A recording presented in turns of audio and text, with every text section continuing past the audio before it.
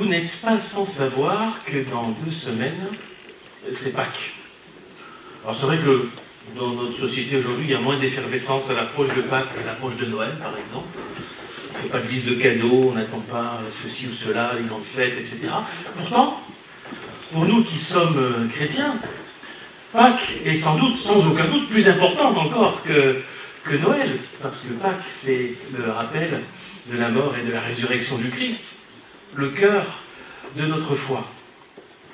Et il est donc juste pertinent de prendre le temps aussi de se préparer à cette grande fête qui est la grande fête chrétienne chaque année. Et c'était le jour de Pâques, et le jour de l'accomplissement de toutes les promesses de Dieu finalement. Les promesses qui petit à petit ont émergé dans les écrits et les messages des différents prophètes de l'Ancien Testament, dont le rôle premier était toujours d'interpeller leurs contemporains, de dénoncer les infidélités, les injustices, d'inviter à revenir à Dieu et d'associer à ce retour à Dieu un certain nombre de promesses, mais en se rendant compte que toujours il fallait revenir sur cet appel à Dieu, toujours revenir sur les injustices et les infidélités. Petit à petit, dans le message des prophètes, est née l'attente, le besoin d'une alliance nouvelle. Une alliance qui allait permettre d'être vraiment au plein bénéfice de la grâce de Dieu, une alliance qui serait scellée par le Messie, celui que Dieu choisirait pour accomplir son projet. Dans le Nouveau Testament, ce Messie, c'est le Christ, c'est le sens du mot Christos en grec, c'est le Messie en hébreu. C'est lui, c'est en Jésus, par son œuvre, sa mort et sa résurrection, puis par l'envoi du Saint-Esprit, que la nouvelle alliance, celle annoncée par les prophètes, a été scellée. Pour nous préparer donc au temps de Pâques, il est légitime de se rappeler les annonces, les promesses de cette alliance nouvelle. Et je vous propose ce matin de lire la façon dont le prophète Jérémie, qui était sans doute l'un des prophètes qui a annoncé avec le plus de force cette alliance nouvelle, la façon dont le prophète Jérémie promettait la venue de cette alliance. On trouve ce texte dans le chapitre 31 de Jérémie, Jérémie 31, les versets 31 à 34. Voici les jours viennent, déclare le Seigneur, où je conclurai une alliance nouvelle avec le peuple d'Israël et le peuple de Juda. Elle ne sera pas comme celle que j'avais conclue avec leurs ancêtres, quand je les ai pris par la main pour les faire sortir d'Égypte. Cette alliance, ils l'ont rompue alors même que j'étais leur maître, dit le Seigneur. L'alliance que je conclurai avec le peuple d'Israël consistera en ceci, déclare le Seigneur.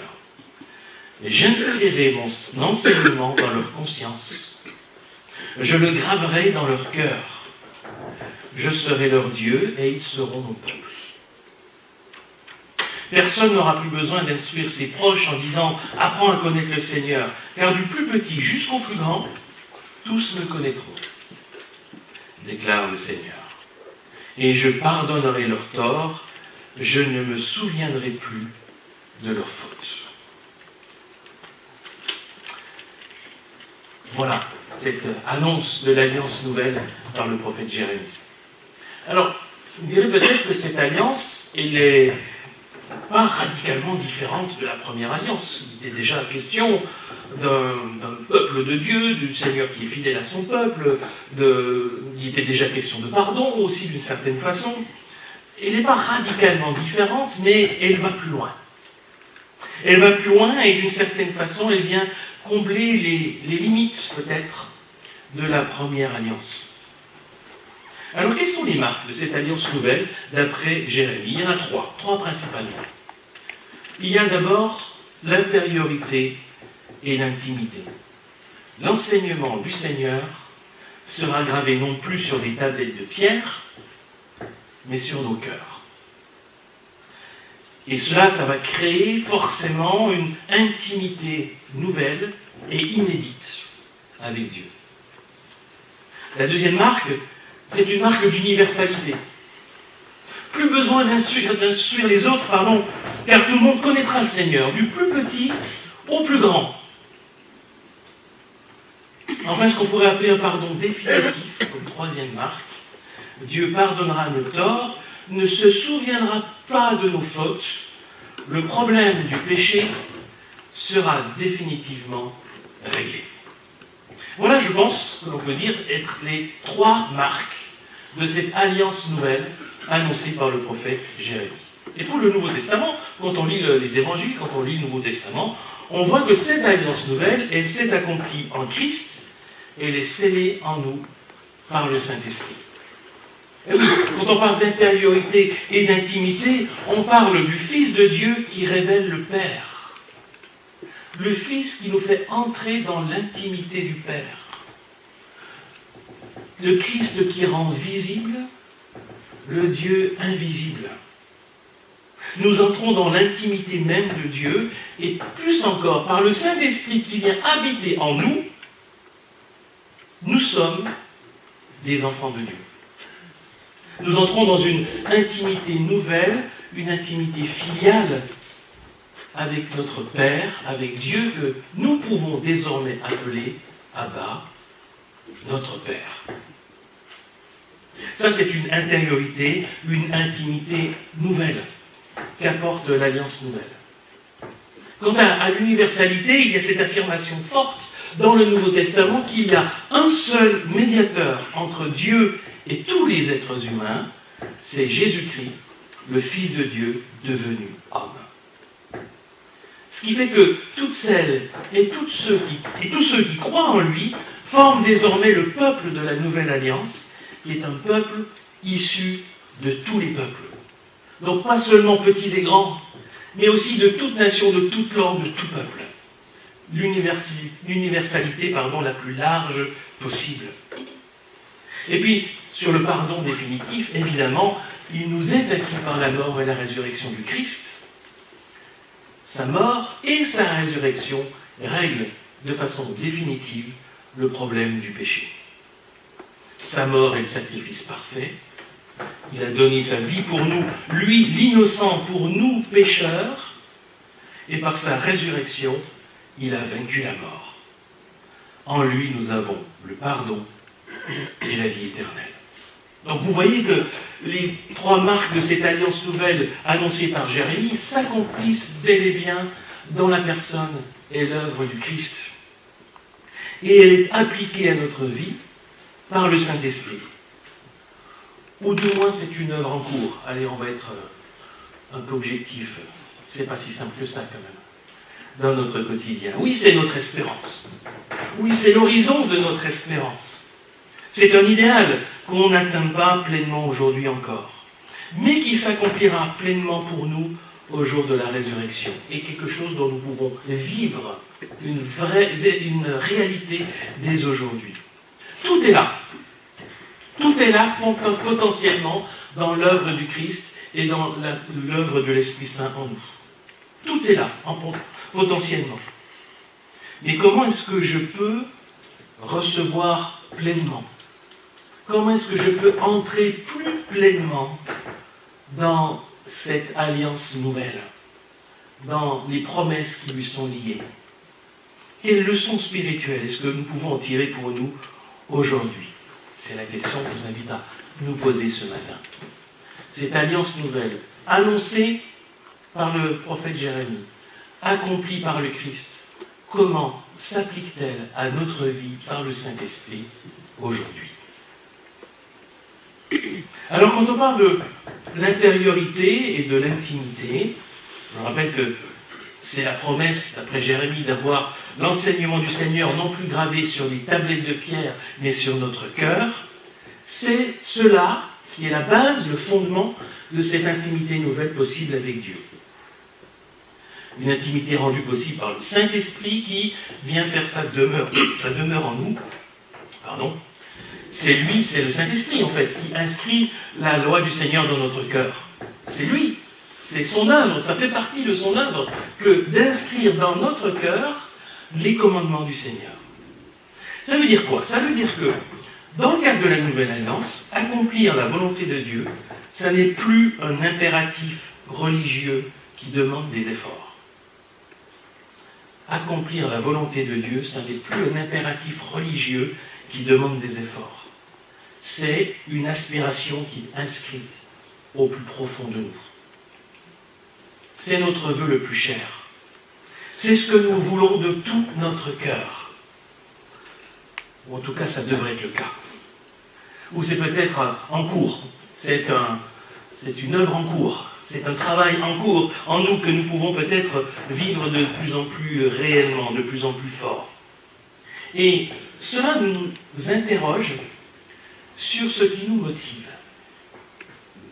Qu'est-ce qui nous motive dans notre vie de chrétien? Qu'est-ce qui nous anime? Quel est notre moteur? Pourquoi, en tant que croyants, en tant que chrétiens, nous faisons ce que nous faisons? Quel est notre moteur? Et je crains que souvent, notre moteur soit de l'ordre du devoir. Ben oui, je suis chrétien, alors je dois faire ceci ou je dois faire cela. Je suis chrétien, alors je dois aller au culte le dimanche. Je suis chrétien, alors je dois lire ma Bible et je dois prier tous les jours. Je suis chrétien, alors je dois aimer mon prochain. Ben oui, et on va se forcer un peu. Et puis, parce que c'est notre devoir de chrétien.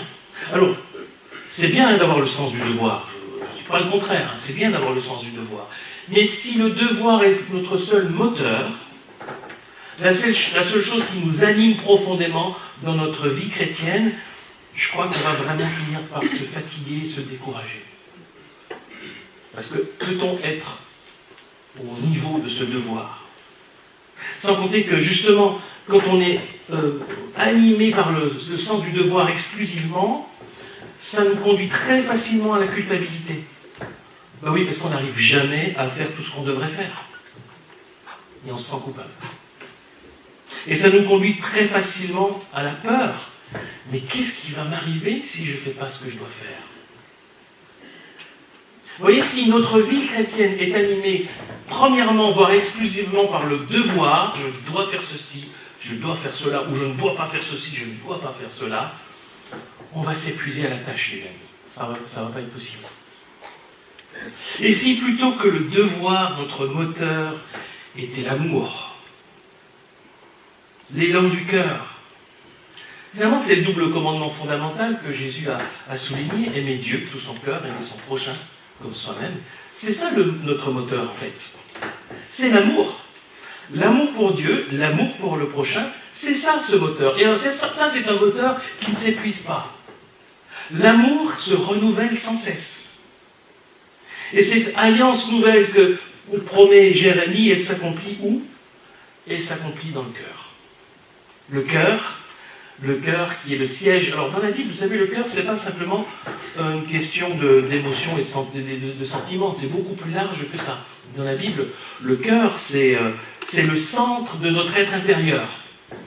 C'est là qui est le siège de notre volonté, de nos aspirations profondes, de nos motivations. C'est notre moteur, en fait. Le cœur, c'est notre moteur intérieur. Qu'est-ce qui anime notre cœur de chrétien? Le devoir ou l'amour? L'amour pour Dieu, l'amour pour notre prochain. Et l'amour, ça s'entretient, ça s'approfondit dans une relation vivante, et c'est là que doit se trouver notre moteur de chrétien, dans cette relation à Dieu. C'est l'intimité de cette première marque de l'Alliance nouvelle, et dans notre relation à notre prochain. Où est notre moteur dans la vie chrétienne? Voilà la première question que je nous invite à nous poser, parce que je vous avoue que je me la pose autant que vous. Deuxième élément, l'universalité. Alors, l'universalité dont parle Jérémie, elle est avant tout sociale, c'est-à-dire il n'y a plus les enseignants et les enseignés, il n'y a plus les sachants et les ignorants. Tout le monde connaîtra le Seigneur, du plus petit au plus grand. On pourrait reformuler ça comme ça en disant que Connaître le Seigneur n'est pas une question d'âge, d'intelligence ou de savoir. C'est accessible à toutes et à tous. Et le Nouveau Testament va développer encore cette notion d'universalité du salut, la bonne nouvelle du Christ, pour l'élargir à toutes les dimensions humaines, qu'elles soient culturelles, qu'elles soient linguistiques, qu'elles soient de toute autre sorte possible. Ce que nous dit cette deuxième marque de l'Alliance nouvelle, c'est que qui que tu sois, quelles que soient tes origines, ta langue, ta culture, quelle que soit ton éducation, ton instruction, tes compétences ou tes connaissances, tu as ta place dans ce peuple issu de tous les peuples. La bonne nouvelle de Jésus-Christ, elle est pour toi. Tu peux la recevoir et l'accueillir par la foi. Est-ce que ce n'est pas une nouvelle extraordinaire? C'est ce que l'apôtre Paul soulignera quand il écrira aux Galates, Galates 3, 28, « Il n'y a plus ni juif ni païen, il n'y a plus ni esclave ni citoyen libre, il n'y a plus ni homme ni femme, en effet vous êtes tous un, unis à Jésus-Christ. » Qui que vous soyez. Et puis cette formidable vision que j'aime beaucoup, je crois que je l'ai déjà citée plusieurs fois, ici même, et c'est une vision qui me porte, que je trouve extraordinaire, qu'on trouve dans l'Apocalypse, au chapitre 7, la description de ce peuple immense, Apocalypse 7, verset 9. « Je vis une foule immense que personne ne pouvait compter. C'étaient des gens de tout pays, de toute tribu, de tout peuple et de toute langue. Ils se tenaient devant le trône et devant l'agneau, vêtus de vêtements blancs et avec des branches de palmier à la main. » Et ce peuple-là, c'est le peuple de l'Alliance nouvelle. C'est ce peuple auquel nous pouvons appartenir aujourd'hui par la foi. Alors, ça, c'est une promesse extraordinaire. Mais c'est aussi un défi. Un défi pour chacun de s'ouvrir à cette universalité, de ne pas s'enfermer sur juste sa propre foi personnelle, sa relation personnelle à Dieu, et de ne pas bénéficier de la richesse du peuple de Dieu dans toute sa diversité. Et c'est un défi pour l'Église. C'est un défi pour toute l'Église d'incarner cette universalité. Et je crois vraiment que l'universalité, dans tous les sens du terme, parce qu'elle va dans tous les sens dans la Bible, cette universalité, c'est un défi majeur pour l'Église.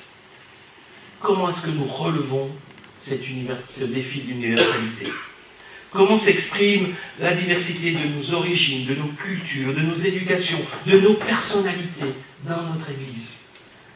Comment toutes celles et tous ceux qui veulent trouver leur place arrivent à s'épanouir grâce à l'universalité de notre Église? Il y a un vrai défi à relever ensemble. Et puis, le pardon définitif. On peut parler, encore une fois, de pardon définitif, parce que par la mort et la résurrection du Christ, le problème du péché est réglé de manière définitive. On ne revient plus dessus. J'aime bien la façon dont la Tob traduit la fin du verset 34 de Jérémie 31. « Je pardonne leurs crimes, leurs fautes, je n'en parle plus. » Voilà. Le Seigneur n'en parle plus de notre faute. C'est réglé. La question est réglée, une fois pour toutes. C'est pourquoi Paul pourra dire, quand il écrit aux chrétiens de Rome, Romains 3, versets 23 et 24, « Tous ont péché et sont privés de la présence glorieuse de Dieu, mais Dieu, par sa grâce, les rend justes gratuitement par Jésus-Christ, qui les délivre de leur esclavage. » Ça, c'est la bonne nouvelle. Par Jésus-Christ, le problème du péché est réglé définitivement. Est-ce qu'on le vit vraiment? Pleinement? Est-ce qu'on entre totalement dans cette liberté extraordinaire de la grâce de Dieu? Pourquoi est-ce qu'on revient toujours sur le péché? Pourquoi est-ce qu'on a tendance si souvent à réduire la foi chrétienne à des questions de morale ou d'interdit? Pourquoi est-ce qu'on laisse si souvent la culpabilité nous envahir? Pourquoi, en un mot, est-ce qu'on a tant de mal à accueillir et à vivre la grâce? Parce que c'est tout simple, la grâce. Dieu pardonne gratuitement. Mais c'est si difficile à accueillir, c'est si difficile à vivre dans notre relation à Dieu et bien sûr aussi dans notre relation les uns aux autres. Alors comprenez-moi bien, je ne dis pas que la vie chrétienne n'est pas aussi une question de valeur, aussi une question de morale, on est d'accord. Simplement que la vie chrétienne, c'est d'abord une question de relation à Dieu et de relation à notre prochain. C'est d'abord ça. Et dans la Bible, le péché, c'est ce qui vient briser cette relation à Dieu et abîmer cette relation à notre prochain. C'est là le cœur de cette alliance nouvelle, dans une relation nouvelle à Dieu qui nous permet une relation nouvelle avec notre prochain. Et lorsque nous affirmons le pardon de Dieu, la grâce de Dieu en Jésus-Christ, la résolution définitive du problème du péché, eh bien nous invitons à la grâce, à vivre la grâce, à nous saisir de cette puissance libératrice de la grâce dans notre relation à Dieu. Il n'y a plus de peur, il n'y a plus de culpabilité, il y a la liberté en Christ et dans notre relation les uns aux autres. Donc vous voyez que cette alliance nouvelle, annoncée par Jérémie, accomplie par le Christ, c'est une formidable promesse. Une promesse dont nous pouvons essayer de nous saisir de plus en plus aujourd'hui. Une promesse accomplie en Christ, par sa mort et sa résurrection, une promesse que le Saint-Esprit veut appliquer à notre vie. Cette promesse à vivre aujourd'hui. La promesse d'une intimité nouvelle avec Dieu, d'une relation filiale, où nous pouvons appeler Dieu notre Père, un Père qui nous aime, un Père qui prend soin de nous. Voilà une dimension à vivre aujourd'hui. C'est une promesse d'universalité à vivre, dans l'enrichissement mutuel, dans cette bonne nouvelle à partager que pour toutes et pour tous et toutes, qui que nous soyons, du plus petit au plus grand, dans toute la mosaïque des couleurs de l'humanité, nous sommes appelés à recevoir cette bonne nouvelle. Et puis c'est une promesse du pardon, une promesse de la grâce par lequel le problème du péché est réglé définitivement. Nous n'avons pas à essayer de nous justifier, de nous racheter. C'est déjà fait. Nous avons juste à accueillir la grâce que Dieu nous offre. Il a payé le prix. Jésus-Christ est mort et il est ressuscité. C'est ce que nous allons proclamer haut et fort dans 2 semaines, le dimanche de Pâques. Mais c'est vrai tous les jours. C'est vrai aujourd'hui, c'est vrai pour l'éternité. Jésus-Christ est mort et il est ressuscité. Alors il est bon pour nous préparer à cette grande fête de Pâques qui approche, de nous souvenir de toutes ces promesses. Car cette alliance nouvelle, elle est pour nous aujourd'hui. Nous pouvons nous en saisir, nous pouvons nous mettre au bénéfice de toutes ces promesses. Ces promesses, elles découlent directement de la mort et de la résurrection du Christ que nous allons commémorer. Et elles nous sont accessibles par le Saint-Esprit qui vient habiter notre cœur. Amen.